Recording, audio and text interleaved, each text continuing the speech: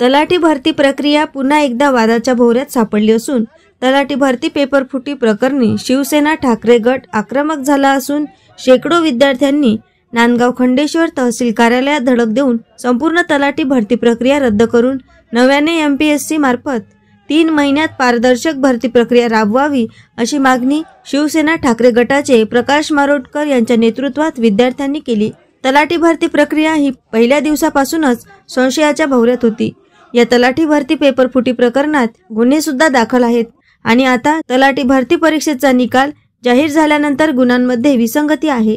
सरकार ही परीक्षा आणि सगळी प्रक्रिया पारदर्शक झाली असल्याचा दावा करीत आहे आणि गुणांकनात विसंगती असल्याचे उघड असताना सरकार मात्र विद्यार्थ्यांनाच पुरावे मागत आहेत।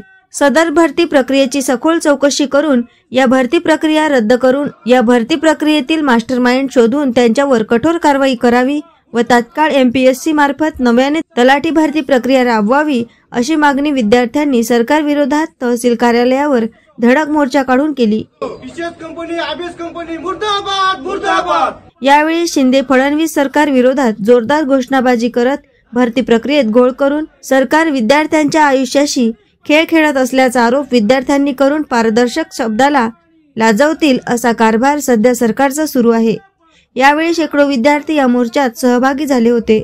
सर्वच विभागाच्या भरती प्रक्रिया MPSC मार्फत राबवावी व अनेक वर्षांपासून प्रलंबित असलेली पोलीस भरती लवकरात लवकर घेण्यात यावी अशा विविध मागण्यांचे निवेदन तहसीलदार यांना सादर करण्यात आले। देवेंद्र फडणवीस साहेबांचे म्हणणे असे आहे की आम्हाला काहीतरी तुम्ही पुरावा द्या। पुरावा आम्ही कोणत्या माध्यमातून देणार आहे? पुरावा आमच्याकडे फक्त हेच आहे का 200 मार्काची परीक्षा जी होती ते आज लिस्टमध्ये 214 मार्क आले, हाच आमच्यापाशी एक ठोस पुरावा आहे आणि 100% पुरावा आहे। हेच आम्हाला त्या देवेंद्र फडणवीस साहेबांना सांगायचं आहे। आणि येणारी जे पुढील परीक्षा आहे, येणाऱ्या ज्या प्रत्येक परीक्षा आहे त्या पूर्ण परीक्षा आम्हाला फक्त MPSC मार्फतच घेण्यात याव्या हे आमची शेवटली मागणी आहे। आणि याच्यापुढे आम्ही हे असे निवेदन काढणार नाही, आम्ही डायरेक्ट रस्त्यावर उतरू असं आम्हाला देवेंद्र फडणवीस साहेबांना हे जाहीरपणे आणि पूर्ण विद्यार्थ्यांतर्फे सांगायचं आहे। त्यांचं म्हणणं असं आहे का आम्ही प्रत्येक फी 1000 रुपये घेतल्याने काही मुलांना म्हणजे सिरियसनेस जे मुलं आहेत तेच परीक्षेला बसू शकतील, म्हणजे बाकीच्या विद्यार्थ्यांना सिरियसनेस नसतील ते विद्यार्थी फॉर्म भरणार नाही बा।